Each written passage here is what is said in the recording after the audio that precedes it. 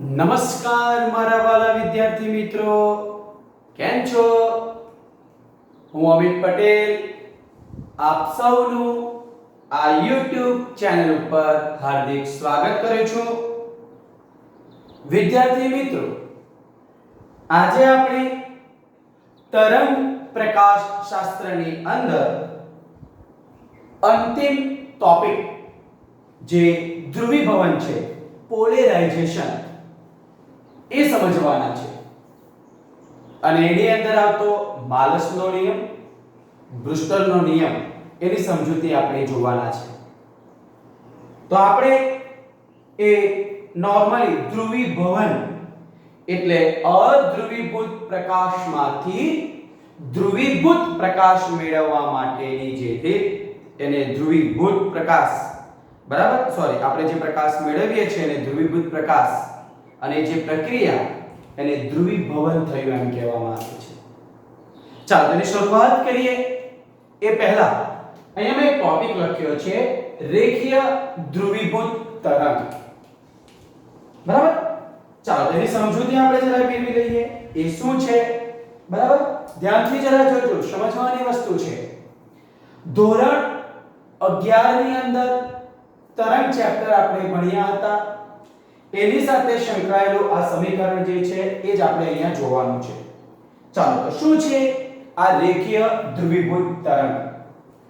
તો મારા વાલા વિદ્યાર્થી મિત્રો, આપણે શું કરવાનું છે? તો એક દોરી લેવાની અને એ દોરીનો એક છેડો જડિત આધાર સાથે બાંધીને એ સમક્ષિતિજ રહે એ રીતે એ દોરીને પકડવાની છે. એક છેડો જડિત આધાર સાથે અને એક છેડો આપણા હાથમાં રાખવાનો છે. અને ત્યાર પછી એની અંદર આપણે એ જે દોરી છે એનું તરંગ x દિશામાં પ્રસરણ પામે, તરંગની પ્રસરણની દિશા, અને એ તરંગ, બરાબર, એનું જે સ્થાનાંતરની વાત કરવાની છે એ y દિશામાં થાય એ રીતે આપણે એની અંદર તરંગ ઉત્પન્ન કરવાના છે. અને ખબર છે તરંગ આ રીતે ઉત્પન્ન થાય છે, જે જયાવર્તી સાઇનુસોઇડલ આકારના હોય છે. અને આપણે આ તરંગનું જે પ્રસરણ થાય છે એ x દિશામાં થાય છે, અને આ સમગ્ર તરંગ પરનો દરેક કણ એ y દિશામાં સ્થાનાંતર પામે છે. અને આપણે આકૃતિમાં આ જો તરંગ આપણને બતાવેલું છે ને, આ તરંગ, આ જે આપણી પાસે છે, આ જે તરંગને બતાવેલું છે દીકરાઓ, એ t બરાબર t સમયે તરંગનું સ્થાનાંતર બતાવે છે આ. અને ડોટ લાઈન વડે જે બતાવેલું છે એ t બરાબર ડેલ્ટા t સમય. તરંગની પ્રસરણની દિશા x, અને તરંગ એ આપણું xy સમતલની અંદર એ આપણું શું કરે છે? બરાબર, y દિશામાં એનું શું થાય છે? સ્થાનાંતર. તો એ તરંગનું અહીંયા જોઈ લો, પ્લસ x દિશામાં ગતિ કરતા તરંગનું સ્થાનાંતર y દિશામાં થાય છે, દરેક કણનું સ્થાનાંતર. અને તેથી એનું સમીકરણ આપણે ભણી ગયા છે.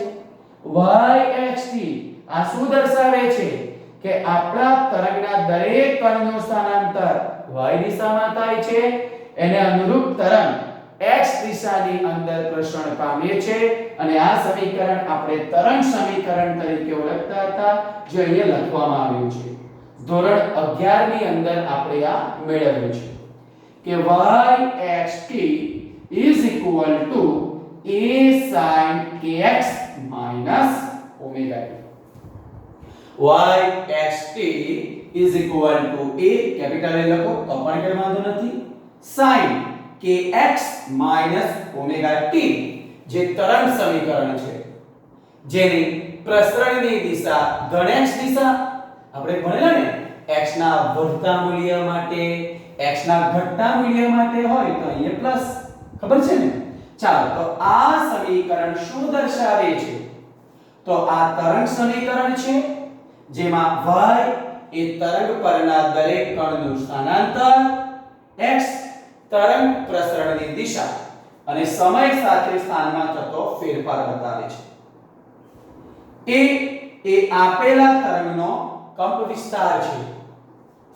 ઓમેગા બરાબર 2πf થાય, જેને તરંગની કોણીય આવૃત્તિ તરીકે ઓળખવામાં આવે, એંગ્યુલર ફ્રીક્વન્સી તરીકે ઓળખીએ છીએ આપણે, કે જેની કિંમત ધોરણ 11 ની અંદર જોઈ હતી 2π/λ અને k ને તરંગ સદિશ તરીકે ઓળખવામાં આવે અને લેમ્બડા આપેલા તરંગની તરંગ લંબાઈ. તરંગ લંબાઈ તો ખબર ને, બે ક્રમિક શૃંગ અથવા તો બે ક્રમિક ઘર વચ્ચેનું અંતર એ તરંગની તરંગ લંબાઈ દીકરાઓ દર્શાવે છે અને આપણે 2π રેડિયન જેટલી લઈએ છીએ. ઓકે, એટલે અહીં આ જે આપણી દોરી છે એ દોરી પરનું દરેક કણનું સ્થાનાંતર તરંગની પ્રસરણની દિશાને કેવું છે? લંબ. તરંગ આપણું આ દિશામાં પ્રસરણ પામે છે, આ તરંગ પ્રસરણની દિશા, અને આ કણનું જે સ્થાનાંતર થાય છે એ હંમેશા પરસ્પર કેવા રહે છે? લંબ રહે છે. પરિણામે આ તરંગને આપણે લંબગત તરંગ તરીકે પણ ઓળખવામાં આવે છે. આપણું જે તરંગ છે એ ધનેક્ષ દિશામાં અથવા તો ઋણ જે દિશામાં ગતિ કરતું હશે, આપણે અહીંયા ધનેક્ષ દિશામાં લીધું છે, તો એને અનુરૂપ તરંગ પરનો દરેક કણ એ તરંગની પ્રસરણની દિશાને કેવો છે? લંબ રહે છે. એટલે આ તરંગને આપણે લંબગત તરંગ તરીકે પણ દીકરાઓ ઓળખીએ છીએ. ઓકે, આગળ જઈએ. દોરી પરનું દરેક બિંદુ, આ દરેક બિંદુ એ y અક્ષ પર સુરેખ ગતિ કરે છે. આ જે આપણી y અક્ષ છે, તો ખબર ને તરંગ આ રીતે દોલન કરે, બરાબર? એ y અક્ષ પર ગતિ કરતું છે અને સુરેખ ગતિ કરે છે. તેથી આવા તરંગને આપણે રેખીય ધ્રુવીભૂત તરંગ તરીકે ઓળખીએ છીએ. કેવું? રેખીય ધ્રુવીભૂત તરંગ. સિમ્પલ સમજ પડે છે. તરંગ આપણો x દિશામાં પ્રસરણ પામે છે, એ તરંગ પરના દરેક કણ y દિશામાં ગતિ કરે છે, y દિશામાં સ્થાનાંતર અનુભવે છે, સુરેખ પથ પર ગતિ કરે છે. એને અનુરૂપ આપણને જે અહીંયા તરંગ મળે છે એને રેખીય ધ્રુવીભૂત તરંગ તરીકે પણ ઓળખવામાં આવે છે. તો દીકરાઓ, આટલી સમજણ આપણી આ ધ્રુવીભવનની અંદર રેખીય ધ્રુવીભૂત પ્રકાશ માટે આપવામાં આવેલી છે. બરાબર? 2 મિનિટમાં તમે શાંતિથી ખાલી સમીકરણ યાદ રાખવાનું છે. પરીક્ષાની દ્રષ્ટિએ ટોપિક મહત્વનો છે, પરંતુ એક્ઝામ રિલેટેડ કંઈ ક્વેશ્ચન પૂછી શકાય એવું કંઈ નથી. એટલે નોર્મલી કોન્સેપ્ટ સમજવા માટે આટલું આપેલું છે. એટલું તમે ધ્યાનથી જોઈ લો. બરાબર? પછી આપણે ધ્રુવીભવન અને પોલેરોઇડ કોને કહેવામાં આવે એની વાત કરીએ છીએ. તો જરા ધ્યાનથી જોઈ લો. રેખીય ધ્રુવીભૂત તરંગ.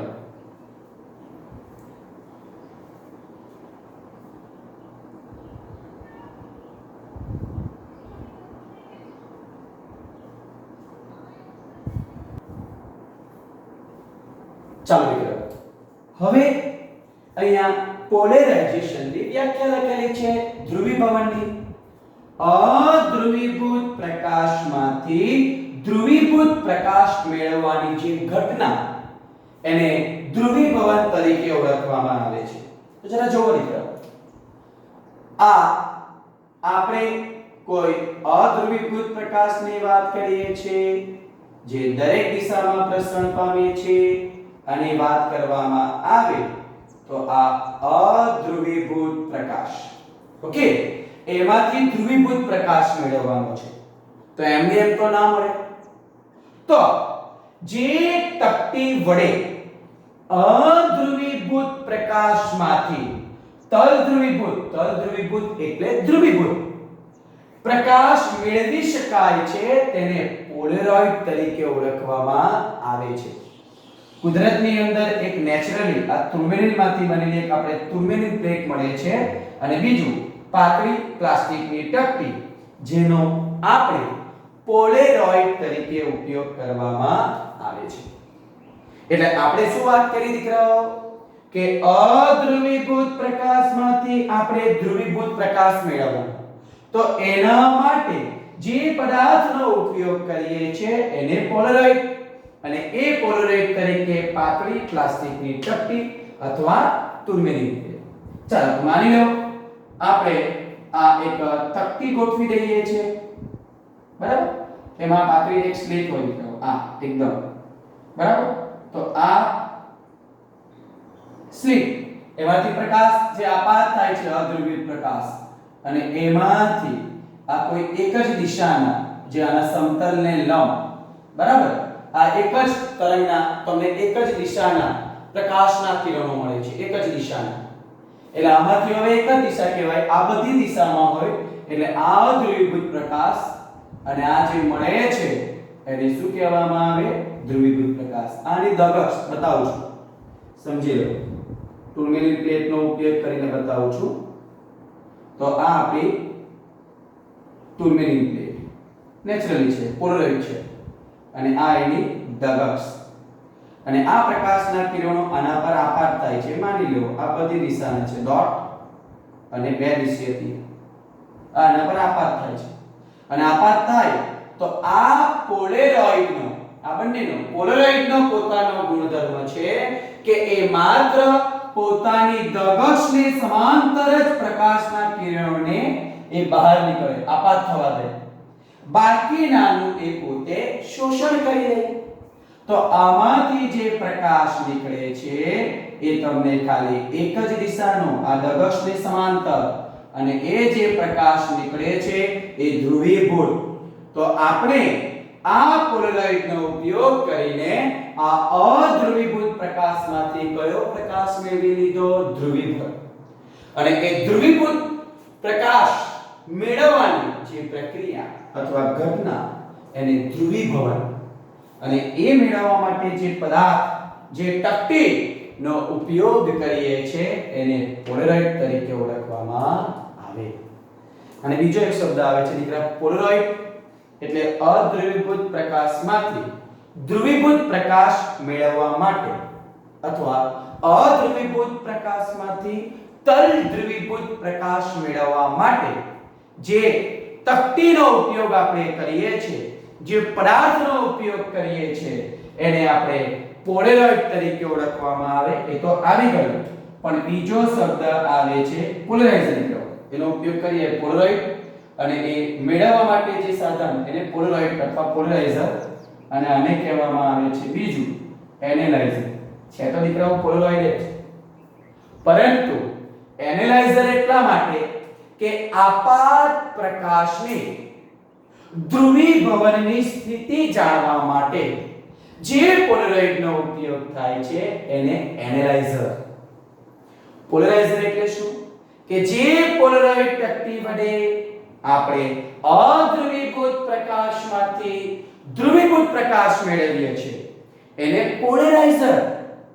અને આપાત પ્રકાશની ધ્રુવીભવનની પરિસ્થિતિ, સ્થિતિ જાણવા માટે આપણે જે પોલેરોઇડનો ઉપયોગ કરીએ છીએ એને એનાલાઇઝર તરીકે ઓળખવામાં આવે. તો દીકરાઓ, આ પોલેરાઇઝર અને એનાલાઇઝરનો ઉપયોગ કરીને માલસ નામના વૈજ્ઞાનિકે પોતે એક નિયમ આપ્યો છે જે માલસના નિયમ તરીકે ઓળખાય છે.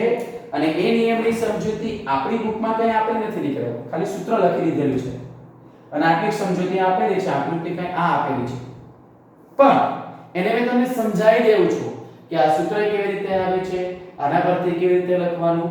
એના માટે હું તમને અલગ આકૃતિ દોરીને સમજાવી દઉં છું, એટલે ખ્યાલ આવી જશે. એ પહેલા આટલી વસ્તુ જે છે એ તમે મગજની અંદર એકદમ ક્લિયર કરી દો. અધ્રુવીભૂત પ્રકાશમાંથી ધ્રુવીભૂત પ્રકાશ મેળવવાની ઘટના ધ્રુવીભવન. એના માટે જે પદાર્થ, જે તકતીનો ઉપયોગ કરીએ એ પોલેરોઇડ અથવા તો એને પોલરાઇઝર તરીકે ઓળખવામાં આવે. અને આપાત પ્રકાશની ધ્રુવીભવનની સ્થિતિ જાણવા માટે જે પોલેરોઇડનો ઉપયોગ કરીએ એને એનાલાઇઝર. ઓકે, ચાલો ત્યાર પછી આપણે માલસનો નિયમ જોવાનો છે. અગત્યની થિયરી છે બોર્ડની દ્રષ્ટિએ આ માલસનો નિયમ. એ પહેલા આપણે તમે જરા જોઈએ.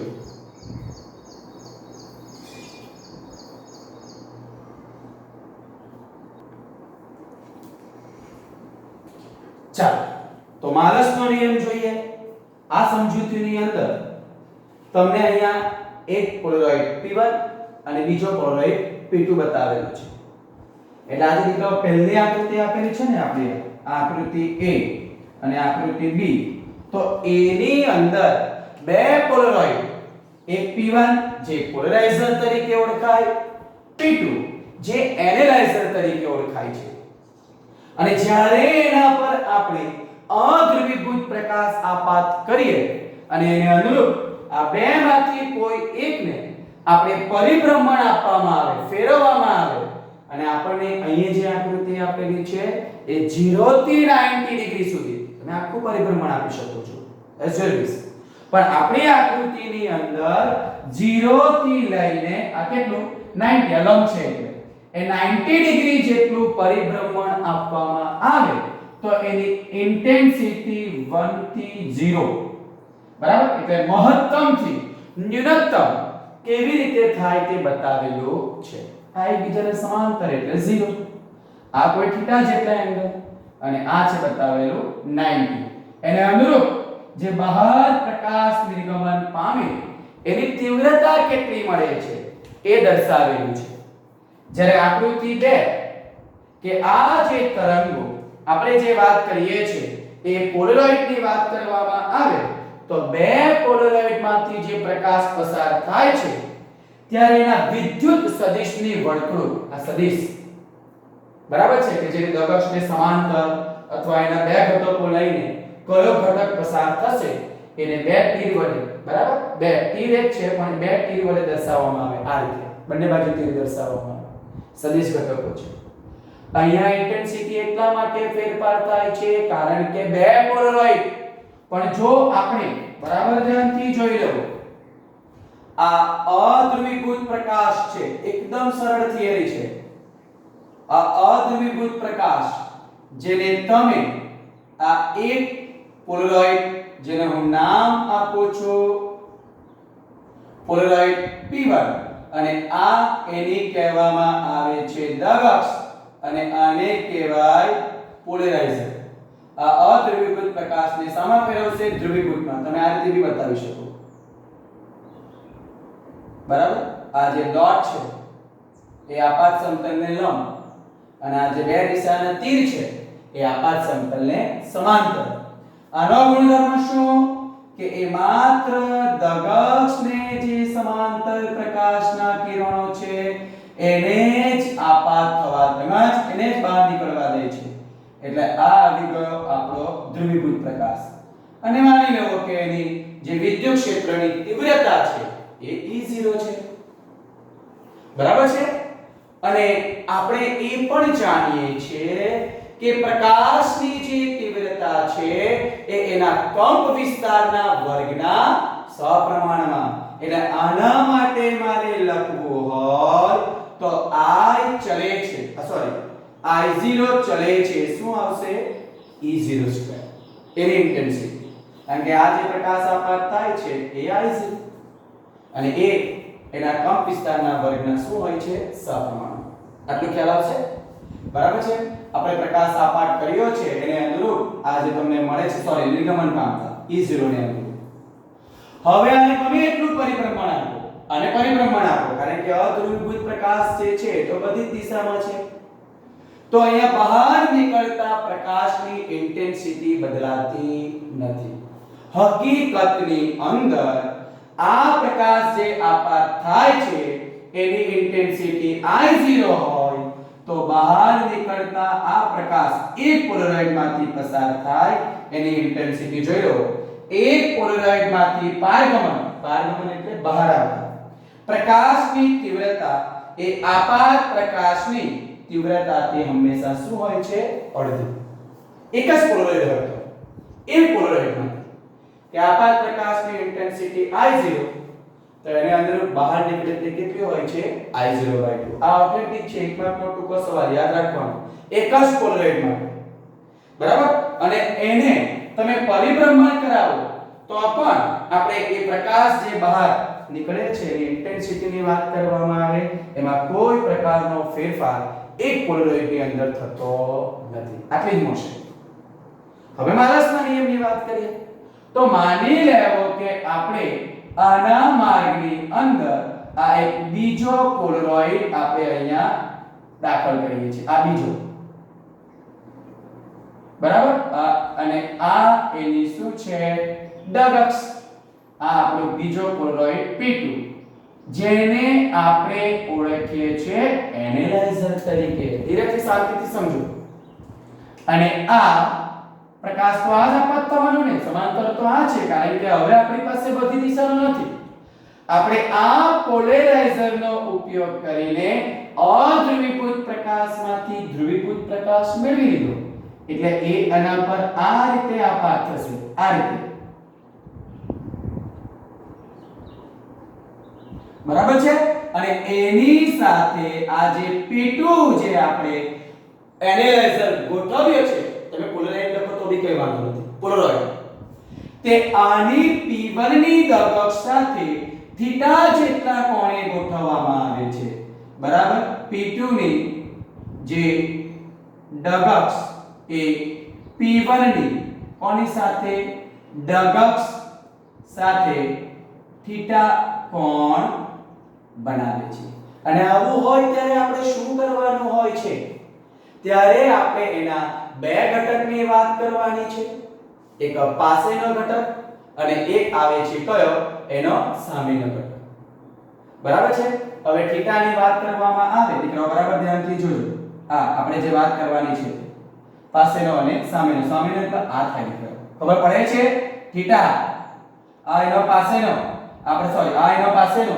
આ એનો સામેનો એટલે આ જે ઘટક છે ને દીકરાઓ ધ્યાનથી જોઈ લેજો આ જે ઘટકની વાત કરો આપણી બુકમાં કઈ નથી આવું એટલે આ જે તમારી ઇન્ટેન્સિટી છે આની E0 તો એને અનુરૂપ આ ઘટક મળે છે E0 cos θ અને આ જે આપણે એને સામેનો લીધો બરાબર સોરી પાસેનો આ ઘટક અને સામેનો જે થવાનો એ તમારો આ થવાનો અને એ સામેની વાત કરવામાં આવે તો એ મળે છે E0 sin θ તો આપણો જે આ પોલરોઇડ P2 છે એની આ ડગક્ષ એ ડગક્ષને લંબ ઘટકની વાત કરવામાં આવે તો ડગક્ષને લંબ ઘટક કયો થવાનો આપણો E0 sin θ એનું શોષણ થઈ જશે અને આ જે આપણી ડગક્ષ છે એને સમાંતર ઘટક કયો થશે E0 cos θ એટલે એ જે પ્રકાશ અહીંથી બહાર આવશે એ માત્ર આ આવશે અને એની ઇન્ટેન્સિટી લખવી હોય તો એ સોરી એનો કંપ વિસ્તાર એ આપણે આનો E0 નો ઘટક E0 cos θ સરળ રીતે મળે છે એટલે અહીંયા જે પ્રકાશ બહાર નીકળે એની ઇન્ટેન્સિટીની વાત કરવી હોય તો E0 cos θ આખાનો વર્ગ બેનો ગુણોત્તર લઈ લો આ બેનો સમીકરણ આ ઉપર છેદનો આનો ને એટલે I ના છેદમાં I0 લે ચોપડીમાં નથી એટલે જોઈ લેજો વર્ગ કરી દીધો છે cos સ્ક્વેર θ છેદમાં E0 નીકળી ગયા એટલે I બરાબર I0 cos સ્ક્વેર આ એક્ચ્યુઅલી આવે છે કે અહીંયા જ્યારે તમે પોલરોઇડ P2 મૂકો છો એના E0 ના આપણે બે ઘટક લેવાના એક તો આ P2 ની ડગક્ષ ને સમાંતર કયો E0 cos θ અને બીજું P2 ની આ ડગક્ષ ને લંબ કયો આવશે E0 sin θ આ તો લંબ ઘટક છે પોલરોઇડ ની કેરેક્ટરિસ્ટિક છે કે એ ડગક્ષ ને સમાંતર ઘટકોને જ શું કરી લેશે પસાર થવા દે બાકીના તો શું કરી લેશે શોષી લે છે એટલે આપણને જે બહાર પ્રકાશ મળે એની ઇન્ટેન્સિટી I બરાબર I0 cos સ્ક્વેર θ જેટલી મળે છે I0 ની જગ્યાએ I0/2 લખી શકાય છે સમજ પડે છે આ માલસનો નિયમ એને બતાવેલો છે હવે એને આના સ્વરૂપમાં બતાવી દો ચાલો તો આ બે પોલરોઇડ P1 અને P2 જે એકબીજાને એની ડગક્ષ સમાંતર છે ચાલો જોઈ લો ધારો કે પોલરોઇડ P2 માંથી આ P2 માંથી પસાર થતો પ્રકાશ એ P2 ની ડગક્ષને સમાંતર ધ્રુવીભૂત થાય તો આ ઉપરનો પ્રયોગ આપણે સહેલાઈથી સમજી શકાય કોને P2 ની ડગક્ષને સમાંતર જોઈ લો મિત્રો P2 ની ડગક્ષને સમાંતર જ આપણે નિર્ગમન કર્યું છે ચાલો તો એના આપણે લખવાની દીકરા વાત છે આપણે ખાલી થિયરીમાં આટલું જ લખવાનું છે આ તો મેં તમને જૂની જે મેથડ છે કે તમને સહેલાઈથી સમજ પડી જાય આ P2 કે P1 બે માંથી કોઈ પણ એકને પરિભ્રમણ કરાવો આ અમુક ખૂણો બનાવતી દિશામાં છે આ 90 ડિગ્રીનો છે તો એને અનુરૂપ એને અનુરૂપ એની ઇન્ટેન્સિટી મહત્તમ થાય અને કેવી થશે લઘુત્તમ. આના પરથી મહત્તમ એટલે I બરાબર I0 ક્યારે લંબ હોય તો θ બરાબર 90 હોય તો cos 90 ની કિંમત 0 એટલે ઇન્ટેન્સિટી કેવી જવાની 0. પણ જ્યારે આપણે આની કિંમત 0 હોય કે 180 હોય તો આપણને ઇન્ટેન્સિટી કેવી મળશે મહત્તમ. એટલે θ બરાબર 0 કે પાઈ કે 2 પાઈ હોય તો તમને આની ઇન્ટેન્સિટી કેટલી મળશે મહત્તમ. પણ θ બરાબર પાઈ બાય 2 90 ડિગ્રી ની વાત કરીએ છીએ તો આપણને ઇન્ટેન્સિટી કેવી મળે છે 0. એટલે એની તીવ્રતા પરિભ્રમણ કરાવો બે પોલરાઇઝ હોય તો મહત્તમ પણ થાય છે લઘુત્તમ પણ થાય છે. જોઈ લો જો P2 ની દગક્ષ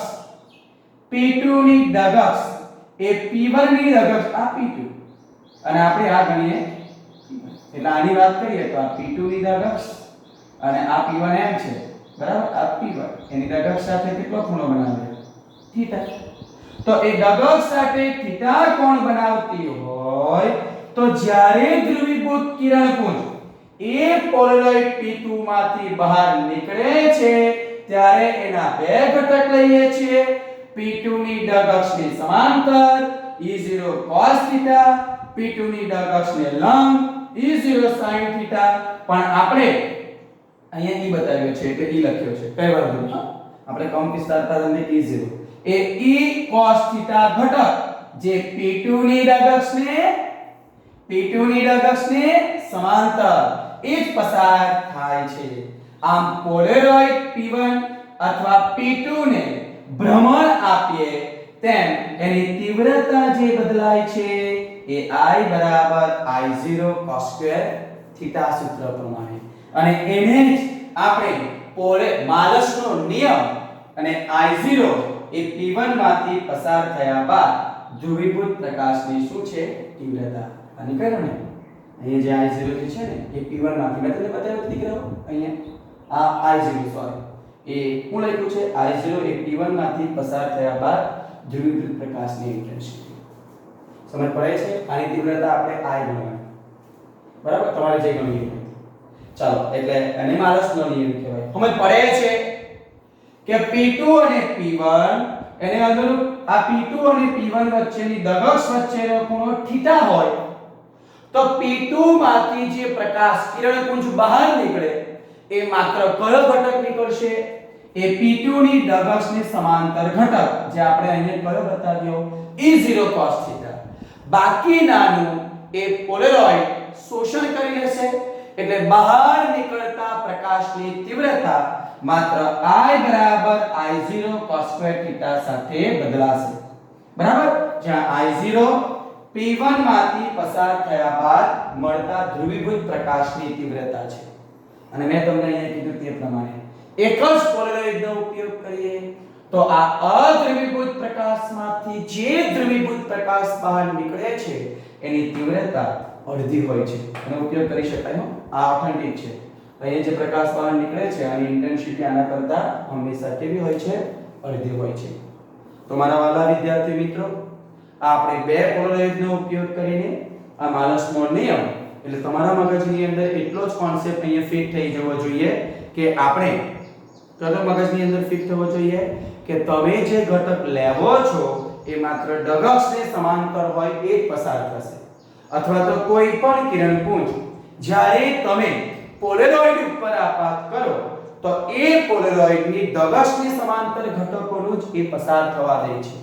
બાકીનાનું એ શોષણ કરી લે છે. એટલે આપાત પ્રકાશની તીવ્રતા સૌથી વધારે એના કરતા થોડી ઓછી પહેલામાંથી બહાર નીકળે તે અને એના કરતા ઓછી આ સૌથી બહાર P2 માંથી જે પોલેરોઇડ માંથી પ્રકાશ નીકળે એની ઇન્ટેન્સિટી સૌથી ઓછી હોય છે. અને જે બદલાય છે આના પરિભ્રમણ પ્રમાણે બે પોલેરોઇડ હોય તો એની તીવ્રતા બે વખત મહત્તમ અને બે વાર શું બને છે શૂન્ય બને છે. અને આ જ I બરાબર I0 cos સ્ક્વેર થીટા જેને આપણે માલસના નિયમ તરીકે ઓળખવામાં